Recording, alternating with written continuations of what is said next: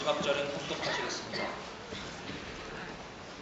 그때 예수께서 성령에게 이끌려 마귀에게 시험을 받으러 광야로 가사 40일 밤낮으로 음식하신 뒤에 줄이 서 있으나 시험하는 자가 예수께 나와서 이르되 내가 만일 하나님의 아들이었든 명하여 이 돌들로 떡덩이가 되게 하라. 예수께서 대답하여 이르시되 그리스도의 사람이 떡으로 살 것이 아니요 하나님의 입으로 떠나오는 모든 것을 줄 것이라 말씀하시니.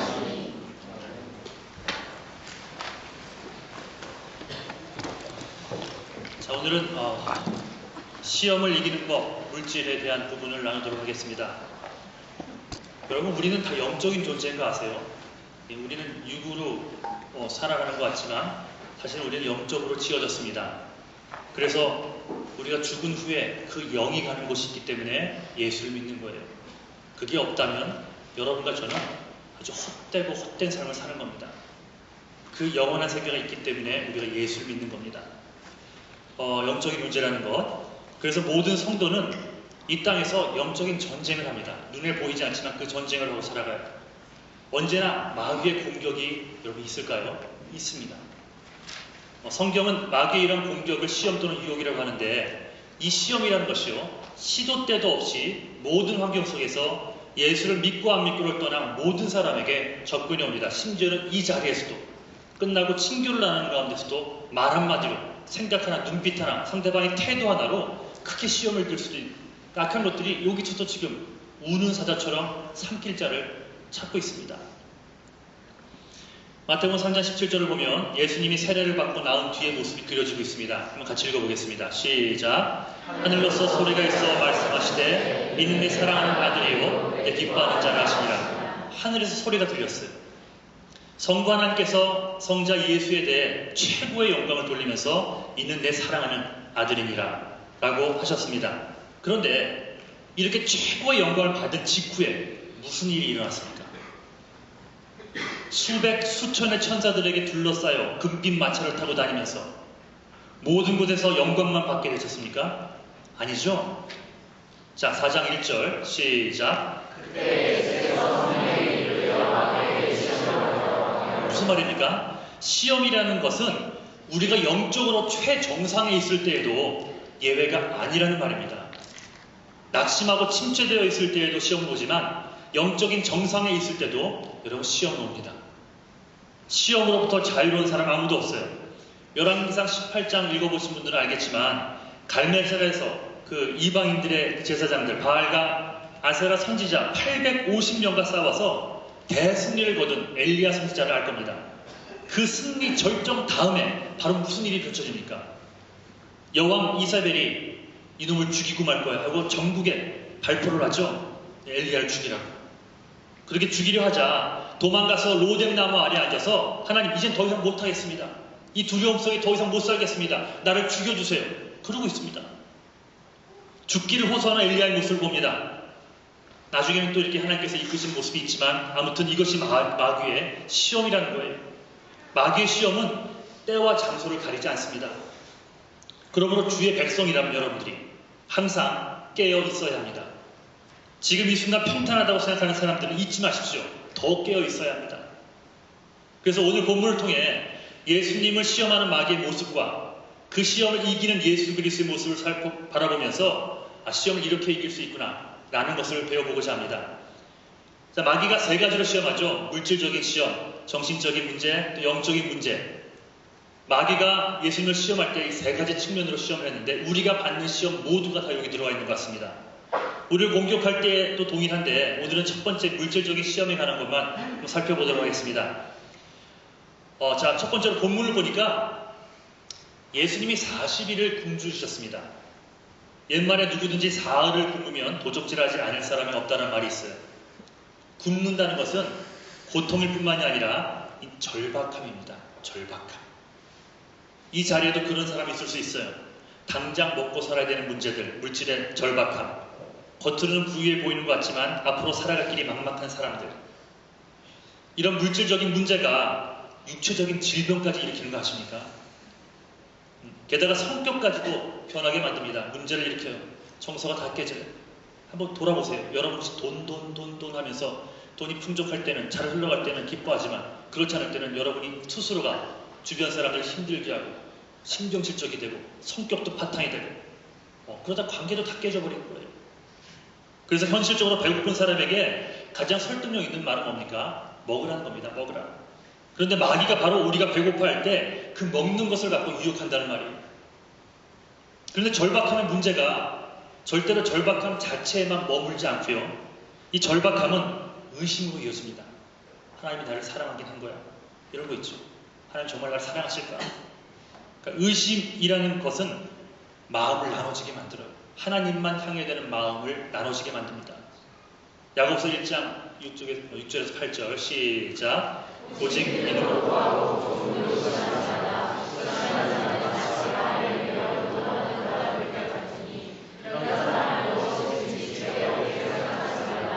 두 마음을 품어 모든 일에 정함이 없는 자는 먹고 사는 것에 대한 절박함도 문제인데 우리의 마음, 하나님을 향했던 그 마음들, 믿음이 흔들려 버립니다. 의심이 생기는 거예요. 하나님이 정말 나를 사랑하시는가? 정말 하나님이 살아계시기는 할까? 나를 붙들고 있는 것이 맞는가? 마음이 나눠져 버려요. 그래서 넘어지는 겁니다. 많은 사람들이 물질의 시험 때문에 넘어집니다. 많이 퍽퍽 쓰러집니다. 교회에서, 우리 가정에서도. 그래서 타협하고 배교하고 심지어는 교회를 떠나고 세상 사람과 똑같은 모습으로 변화가 됩니다. 하지만 정반대의 삶을 사는 사람들도 있어요. 오히려 이 물질적인 시험으로 인해서 하나님 앞에 더 멋있는 인생, 더 탁월한 인생을 사는 사람도 있더라는 것입니다. 이유가 뭡니까? 물질적인 시험 가운데 흐르고 있는 하나님의 은혜를 바라보기 때문입니다. God is good all the time. All the time God is good. 그렇다면 하나님께서 물질로 우리를 골탕 먹이려고 이런 상황을 허락하시는 걸까? 아니라는 거예요. 분명한 하나님의 은혜가 그 가운데도 있다는 것을 보기 때문에 그래요. 이 사실을 알기에 능히 이겨내는 사람들이 있습니다. 그렇다면 예수는 이렇게 먹을 것에 대한 시험이 왔을 때, 물질의 시험이 왔을 때 어떻게 반응하셨을까? 자, 4절 읽겠습니다. 시작.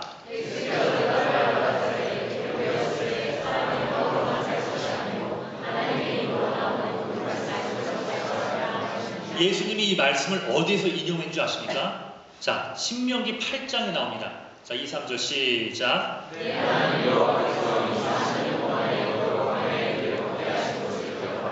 이는 너를 낮추시며 너를 시험하사 네 마음이 어떠한지 그 명령을 지키는지 아니 지키는지 알려 하심이라. 너를 낮추시며 너를 줄이게 하시며 또 너도 알지 못하며 내 열조도 알지 못하던 만나를 너에게 먹인 것은 사람이 떡으로만 사는 것이 아니요 여호와의 입에서 나오는 모든 말씀으로 사는 줄을 너로 알게 하려 하심이니라. 아멘.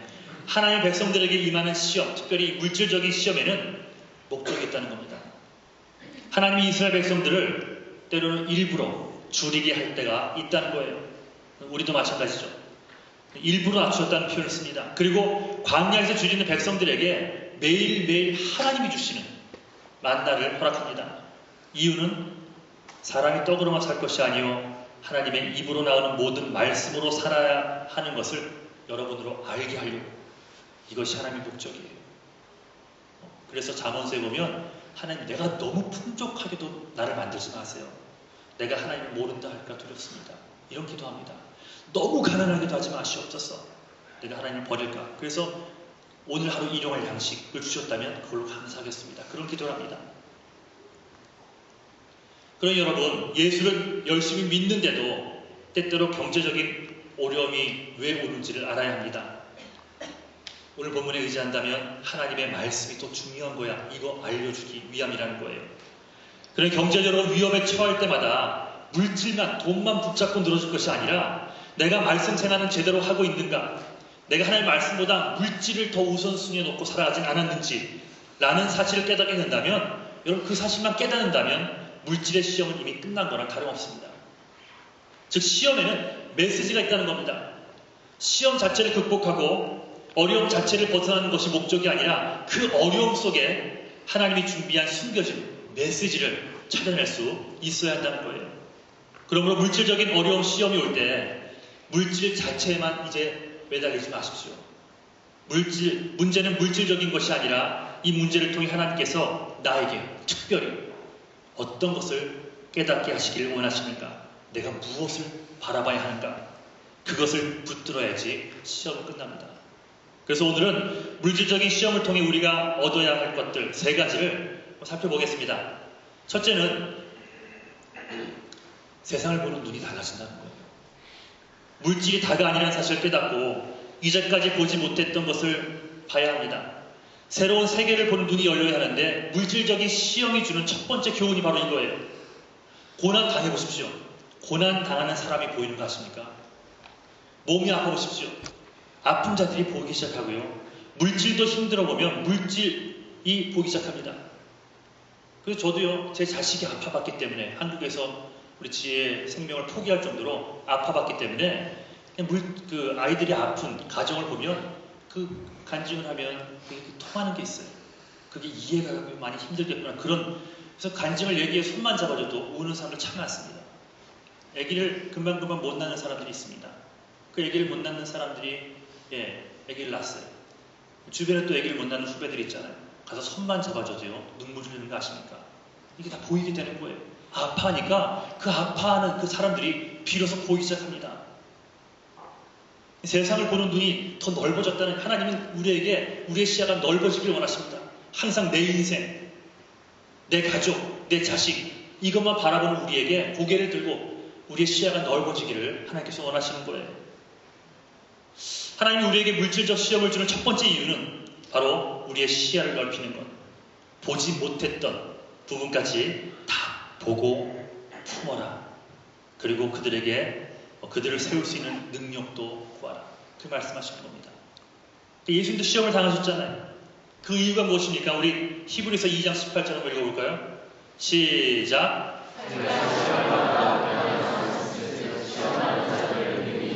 그래서 자기는 예수님이십니다. 예수님이 시험 당한 이유가 무엇이라고 합니까? 시험 당한 자를 능히 돕기 위해서라고 합니다. 그 시험 안 당해도 하나님 도울 수 있어요. 근데 우리 입장에서는 예수님 그 아픔 아십니까? 아파 보셨어요? 이게 안 와닿는 거예요. 그러니 친히 오셔서 여러분과 제가 당할 수 있는 모든 아픔을 이 땅에서 다 당하신 겁니다. 하나도 빼지 않고 모든 고통을 다 당하셨어요. 내가 당한 어려움을 동일하게 당하는 사람들을 돕는 데까지 나갈 수 있도록 하나님께서는 그 사랑을 우리에게 먼저 보여주셨습니다. 그리고 성도가 당하는 물질적 시험은 단순히 시험이 아니라 능력이요, 우리의 시각을 열어주는 축복이 될 수 있다는 거예요. 미국에서 영감 있는 저자로 알려진 찰스 콜슨이라는 사람이 있습니다. 이분은 닉슨 대통령의 보좌관이었어요. 2001년 봄에 Justice That Restores라는 책을 썼는데 회복되어야 할 정의, 엄청난 인사이트를 주는 책입니다. 창조, 타락, 구속, 회복이라는 4단계를 통해서 어떻게 우리가 우리의 삶의 문제들을 해결할 수 있는지를 보여주는데 이 4단계를 통해 모든 문제를 해결할 수 있다고 얘기합니다. 근데 이분이 어떻게 이런 영감을 얻었는가 하니 도청 사건 아시죠? 어떻게 이제 사건으로 감옥에 들어가게 됩니다. 그냥 쉬운 말로 거짓말한 거죠. 사기를 쳐서 잡혀 들어가게 된 겁니다. 근데 감옥에 들어가서 이제까지 보지 못했던 부류의 사람들을 본 거예요. 온갖 종류의 범죄들을 보았고 일종의 갱생회를 만들어 그들을 위해서 그 안에서 활동을 시작합니다. 자기 자신의 아픔을 통해서 또 다른 세계를 보기 시작합니다. 거기서 영감을 얻고요, 글을 씁니다. 그래서 이분이 쓴 글로 많은 사람들의 삶에 변화되기 시작합니다. 보이니까 쓰지 않을 수 없었고 쓰니까 보지 못하는 자들을 보게 만든다는 것. 어떻게 이런 일들이 벌어질까? 이 감옥이라는 그 어려움, 시련을 통해서, 아픔을 통해서, 어려움을 통해서 눈이 열린 거예요. 여러분 삶 속에 특별히 첫 번째 물질에 대한 거니까 경제적인 어려움들이 있습니까? 물질의 어려움이 있습니까? 하나님께서 이것을 통해 여러분에게 묻는 질문 하나는, 그래서 이제 네 눈이 바뀌었니? 네 시각이 바뀌었니? 세상을 바라보는 눈, 사람들을 바라보는 눈이 바뀌었니? 이거 묻습니다. 이제까지 안 보였던 것들이 이제 보기 시작하니, 정말 보지 못했던 아파하는 자들이 이제는 보이기 시작하니, 그렇다면 이 시험은 끝난 겁니다. 여러분을 축복하기 원합니다. 물질적인 시험을 통해서 하나님의 마음이 향하고 있는 그 새로운 세계를 보는 눈들이 열리는 축복이 여러분에게 임하시기를 주님의 안주를 축원합니다. 자, 세상에 안 보이던 것들이 보이기 시작하면 그 다음 집중된 관심을 가지게 되어 있다는 겁니다. 집중된 관심. 우리가 인생을 살다 보면 얼마나 쓸데없는 것들의 마음이 나누어져 있는지를 알게 돼요. 그런데 물질적 어려움을 당하게 보면 정말 필요한 것이 무엇인지, 없어도 되는 것은 무엇인지가 확실히 보기 시작합니다. 물질의 어려움을 겪게 되면. 그래서 두루뭉실한 삶이 아니라 송곳 같은 인생을 사는 거예요. 송곳 같은 인생의 특징이 뭡니까? 한 곳에 집중하는 겁니다. 한 점에 모아지는 힘. 그러니 얼마든지 두꺼운 것을 뚫고 나갈 수 있다는 겁니다. 겉으로는 똑같은 능력을 가진 것 같은데 어떤 자들은 신통치 않은 결과를 보이는 반면 어떤 자들은 탁월하게 그 일을 해냅니다. 왜요? 집중된 관심을 갖고 일하기 때문에 그래요. 경제적 어려움은, 물질적인 어려움은 이렇게 우리가 집중해야 될 것이 무엇인지를 분명하게 보여준 역할을 합니다. 자, 15장 2절 요한복음 시작.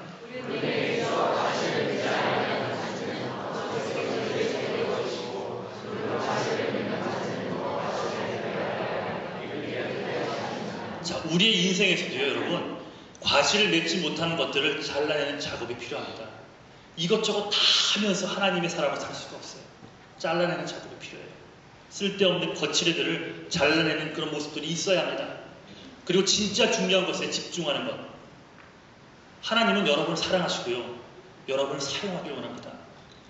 우리를 더 크게 쓰시기 위해서 때로는 경제적인 어려움을 통해 집중하게 하는 훈련도 시키십니다.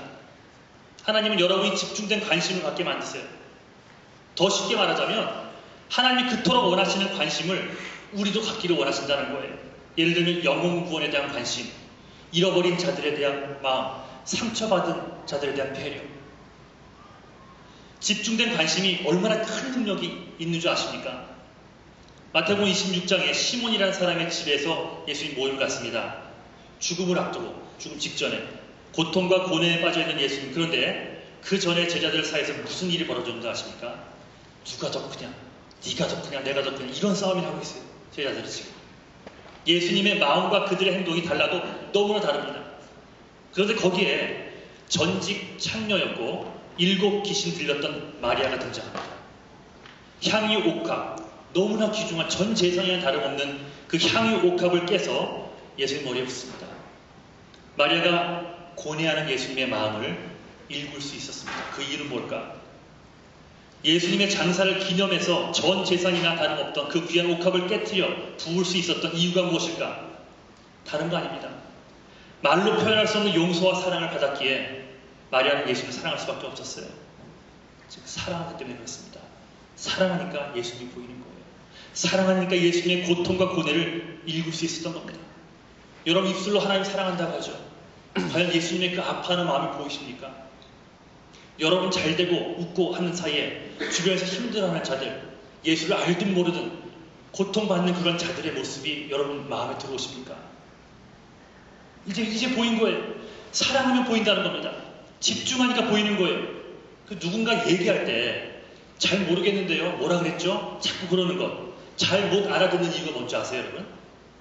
관심이 사라졌기 때문에 그렇습니다. 사랑하지 않기 때문에 그래요. 사랑이 식었기 때문에. 뭐 예를 들면 다 그런 건 아니겠지만 연인 사이에, 사랑하는 연인 사이에 못 알아듣는 경우가 생긴다면 사랑이 식었을 가능성이 많습니다. 옛날에는 여자친구가 푸라고만 얘기해도 프라페치노 벤티 사이즈 위크림 가득 이렇게 알고 사왔어요. 그랬던 남친이었는데 시간이 지나면서 옛날에 삼겹살 먹던 생각이 나네라고 오늘 저녁 고기 먹고 싶어라는 뜻으로 또박또박 얘기해줘도 그러게 그게 언제적 얘기야? 나 오늘 축구하러 가야 돼. 밥 안 해서 먹어. 뭐 이런 식으로 반응을 하고 있어요. 잘 못 알아듣는 겁니까? 관심이 사라진 걸 수 있어요. 다 그렇진 않겠지만 관심이 사라진 걸 줄 수 있고요. 사랑이 식었을 가능성이 있습니다. 누가복음 15장 20절에 보면 돌아온 탕자의 이야기가 있죠. 아버지 재산을 다 갖고 나가서 창녀들과 다 쓰면서 방탕했던 그 이야기 아시죠? 집 나간 그 아버지, 집 나간 아들을 둔 그 아버지, 나이가 드신 분이세요. 그런데 탕자가 많은 어려움을 겪은 후에 아버지 집에 가서 내가 종으로만 살아도 먹을 수 있겠지 하면서 터벅터벅 걸어옵니다. 그런데 성경을 보니까 아직도 거리가 먼데 그 아들이 아버지 눈에 보였다는 거예요. 아들은 알 리가 없죠. 지금 고개 숙이고 어떻게 아버지한테 말할까. 그러고 오는 거예요. 사랑하니까요. 아버지가 이 아들을 집 나간 아들을 사랑했었으니까, 사랑하니까 보이는 겁니다. 사랑은 거리를 초월합니다. 아들이 보였어요. 아들이 먼저 봤습니까? 아니죠. 아버지가 먼저 봤습니다. 여러분이 먼저 예수님을 찾았습니까? 예수님이 여러분을 먼저 찾으신 거예요. 사람들을 통해서, 주변 환경을 통해서 여러분을 여기까지 끌어온 겁니다. 그리고 아버지가 어떻게 했어요? 사랑하니까 먼저 보이게 됐다는 거예요. 치근히 여겨 그 먼 거리를 달려가 목을 안고 입을 맞추니, 자 보세요. 아들은 터벅터벅 걸어오는데 그 연세 드신 아버지가 달렸습니다. 그 아들을 안아주려고 달려갑니다. 뛰어가서 덥석 안고 입을 맞춘다는 거예요. 아무것도 묻지도 않고요. 아직 잘못됐어요. 그 얘기도 안 했어요. 그냥 돌아온 걸로 된 겁니다. 그 입을 맞춘다는 거예요. 여러분, 이게 사랑이에요. 이게 사랑. 집중된 관심이 있으니 가능한 겁니다. 그 아들만 돌아온다면, 이전의 과거 잘못된 것 이건 다 따지지 않을 거야. 이런 마음으로 그냥 돌아오기만을 기다렸던 그 아버지의 사랑이 그로 하여금 이렇게 행동하도록 만든 것입니다. 우리가 무슨 일을 하든지 예수 믿는 자들이 능력이 있는 이유는 하나님께서 이런 어려움들을 통해 우리로 하여금 집중된 관심의 능력이 무엇인지를 깨닫게 하시는 순간이 있기 때문입니다. 그러면 여러분, 영혼을 살릴 수 있어요. 영혼. 못 보던 것을 볼 수 있고요. 남들이 변화시키지 못했던 것을 변화시킬 수 있습니다. 이것을 할 수 있는 능력이 바로 이 집중된 관심에서 나오는 거예요. 어려움을 처해보면 정말 내가 집중하고 살 것이 무엇인지가 보이게 됩니다. 이제 물질적인 어려움, 부족함을 통해 물질에만 매달리는 것이 아니라 못 보던 것에 눈을 돌리고 그로 인해 사랑하라고 내게 붙여주신 수많은 주변의 사람들을 집중된 관심으로 사랑할 수 있는 여러분 다 되시기를 주님의 간절히 축원합니다. 자, 마지막으로 하나님은 물질적 어려움을 통해서 다른 건 아니죠. 내 인생의 우선순위는 말씀이다 라고 고백하기를 만드십니다. 사람이 떡으로만 살 것이 아니요 하나님의 입에서 나오는 모든 말씀으로 살 것이니라 오늘 하셨어요. 그러면 기독교의 부흥은요, 우리 교회의 부흥은 다른 게 아닙니다. 여러분, 수련 안에 잘하면 교회가 부흥됩니까? 연합찬양 멋있게 끝내놓으면 그게 부흥의 도화성이 됩니까? 여러분, 말씀입니다. 말씀으로 돌아가면 각 사람 가운데 부흥의 역사가 다시 일어납니다. 말씀 생활을 그래서 안 하는 것이요, 하나님 앞에 죄악이에요. 뭔가 실수하고 부족한 것은 여러분, 그것은 하나님 앞에 죄악이 아닙니다. 실수할 수 있어요. 하지만 말씀 생활을 여러분이 안 한다면 그것은 하나님 앞에 큰 죄악일 수 있다는 거예요. 이 말을 들으면 불편할 사람이 있을지 모르겠습니다. 하지만 사실 말씀이 육신이 되어 이 땅에 오신 분이 예수님이라 했습니다. 그러니 예수님 붙들기를 원하십니까? 여러분, 목숨 걸고 말씀 붙들어야 됩니다. 혜미도 말씀 읽어야 돼요. 혜미야? 말씀 읽어야 되고, 희우도 말씀 읽어야 되고, 승환이 어딨어? 승환이 말씀 읽고 있니? 말씀 읽어야 돼요. 정말 여러분, 안타까운 마음으로 아직 예수를 모르는 사람들 위해서는요, 기도해 주셔야 됩니다. 끝까지 지켜봐 주시고, 격려해 주시고, 사랑해 주시고, 어떻게 하면 말씀 읽을 수 있을까? 그렇게 같이 시간을 나누는 것이 너무나 중요하다는 거예요. 말씀이 있는 곳에 부흥의 역사가 있지만 말씀이 없는 곳에는요, 중간에 가겠지가 아니라 타락만 있을 뿐임을 여러분 알아야 됩니다. 왠지 아세요? 인간은 이기적입니다.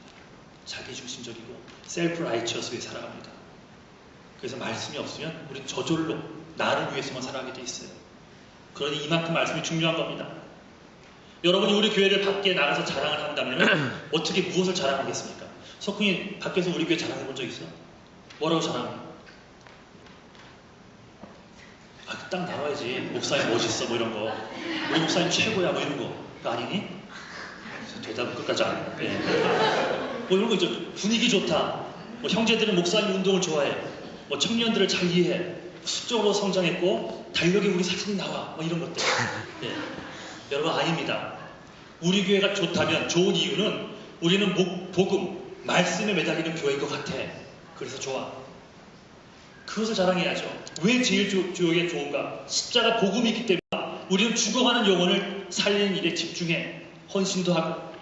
그런 걸 자랑해야 되는 거예요. 그래서 좋은 겁니다. 핵심이 뭡니까? 우리의 사명은, 여러분의 사명은 말씀대로 영혼을 살리는 것이어야 한다는 겁니다. 우리의 사명은 말씀대로 십자가 부활을 증거하는 것, 그것이 우리의 삶의 우선순위가 되어야만 합니다. 그 나머지는 부차적인 것들이에요. 자, 빌보 4장.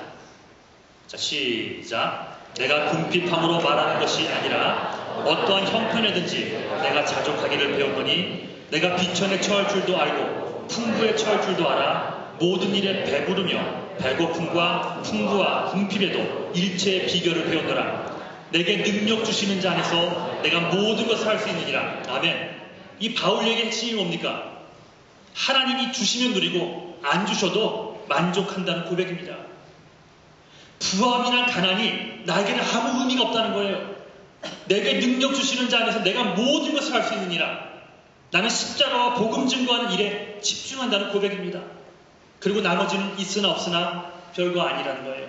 하나님이 필요하면 채워주시고 또 필요가 없다면 가져가시고 꼭 필요한 것은 주님이 채워주실 것이라는 믿음이 거기 있기 때문에 그래요.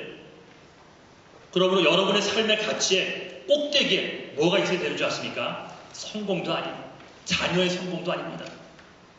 오직 말씀으로 사는 것. 오직 말씀으로 사는 것. 예수님도 말씀하셨잖아요. 사람이 떡으로만 사는 것이 아니요 먹을 것이 필요 없다는 말 아니죠? 예, 우리 교회 같이 많이 먹는 교회가 어디 있습니까? 예, 먹어야 됩니다. 근데 그것으로만 살아가는 것은 틀렸다는 거예요. 우리는 하나님의 입에서 나오는 모든 말씀으로 하루하루를 살아야지 하나님이 예정한 그 축복을 누릴 수 있는 자들이 되는 것입니다. 그래서 우리의 삶이 이제 말씀 중심이 되기를. 그래서 세상 기준이 아닌 그 말씀 붙들고 살아가는. 그래서 물질적인 어려움, 기타 어려움들이 왔을 때 능히 승리하고 이겨내는. 더 나아가서는 동일한 아픔을 겪고 있는 자들에게도 그 사랑, 그 능력을 전할 수 있는 여러분 모두가 되시기를 주님의 이름으로 간절히 축원합니다. 잠깐 기도하겠습니다.